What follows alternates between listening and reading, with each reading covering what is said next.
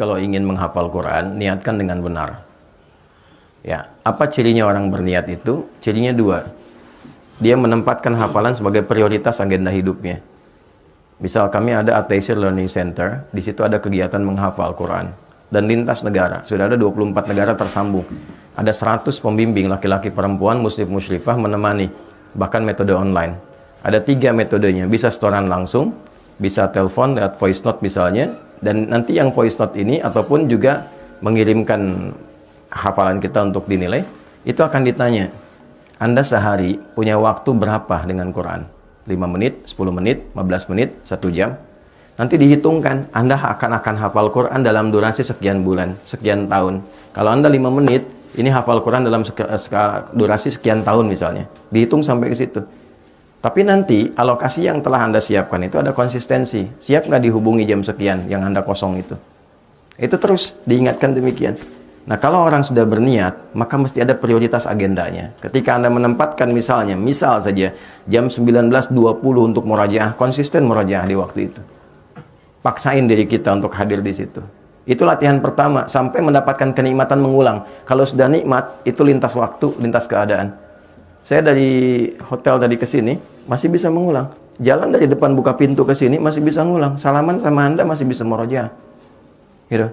Saat duduk, saat berdiri, saat tiduran masih refleks bisa baca. Udah nggak ada jeda karena terbiasa. Sesuatu yang terbiasa jadi habit, itu nggak kita minta pun dia keluar sendiri. Ya, jadi ini. Yang kedua mesti sungguh-sungguh serius. Ya, kalau Anda ingin sukses, kan Anda cintai pekerjaan Anda. Kalau Anda ingin betul-betul serius, ya, bisa menghafal Quran dengan baik, ya murajaahnya yang serius. Lakukan dengan sungguh-sungguh, lakukan dengan benar. 3 konsisten. Nanti di situ ada 9 tahapan lagi untuk menuju konsisten itu. Konsis 1, konsis 2, konsis 3, konsis 4, sampai konsisten. Ya, tapi intinya cari motivasi yang terbaik. Anda kenapa menghafal Quran? Ya, kenapa menghafal Quran? Anak saya alhamdulillah sudah mampu. Anak saya yang menghafal Quran. Nah, ini yang saya maksudkan gini. Yang saya maksudkan ada yang dikerjakan anak, tapi yang didahului orang tua. Ada sebaliknya, ada yang dikerjakan orang tua, tapi investasinya lewat anak.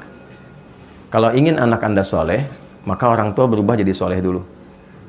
Kalau ingin anak menjadi penghafal Quran, maka orang tua berusaha untuk berinteraksi dengan Quran dulu.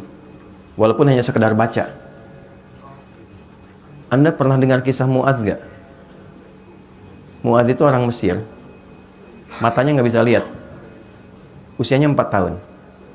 Bapaknya orang biasa, cuma punya motor bekas, tapi ingin anaknya jadi penghafal Quran, maka beliau modifikasi motornya supaya dashboardnya itu bisa disimpan catatan menghafal, dibawa anaknya dibonceng kurang lebih 20 kilo untuk belajar Quran.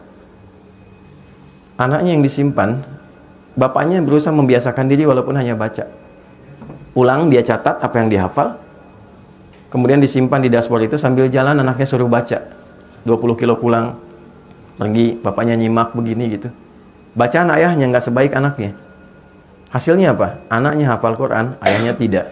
Tapi Allah mudahkan dia mendapatkan Quran dengan hafalannya dan keterbatasan pandangannya dengan kesungguhan orang tuanya. Terkadang kesungguhan orang tua itu ketika dibuktikan di hadapan Allah, maka itulah yang memantik akselerasi segala kemudahan yang didapatkan oleh anak. Maryam itu dapat kemudahan karena ibu dan ayahnya. Itulah sebabnya ketika Maryam dimudahkan rezekinya, karomahnya, kemuliaannya, kalimat pertamanya begini, fataqabbalaha rabbuha biqabulin hasanin wa ambataha nabatan hasana. Maka ikhtiar orang tua itulah aku terima yang menjadikan Maryam menjadi istimewa. Jadi istimewanya Maryam itu karena Imran dan Hanahnya. Baik ya, itu saya kira yang mungkin bisa diutamakan. Mudah-mudahan ada kebaikan, dan tolong lihat dunia anaknya ya. Jangan diberikan paksaan dengan metode orang dewasa. Saatnya dia main-main. Anak saya menghafal dengan dunianya. Dengan dunianya. Misal saya kasih dia senang cerita, saya kasih cerita dulu. Saya kasih isi Qurannya dulu. Setelah tahu isinya, baru kemudian dia baca. Dia tahu, oh ini yang tadi saya ceritakan tadi malam. Maka senang dia menghafal. Ya, sekarang dia main mobil-mobilan, saya kasih seperti anak lainnya. Anak kami seperti anak lainnya. Main mobil-mobilan. Kami kasih 5. Kami ajarkan yang 1 jadi imam, belakang makmum. Waktunya adzan, Allahu Akbar, mobil 1 jadi imam, yang 1 qomat. Dan dia praktekkan setelah itu. Allahu Akbar, masjid samping. Mobil, semua, ayo, sudah adzan dulu katanya, kamu jadi imam.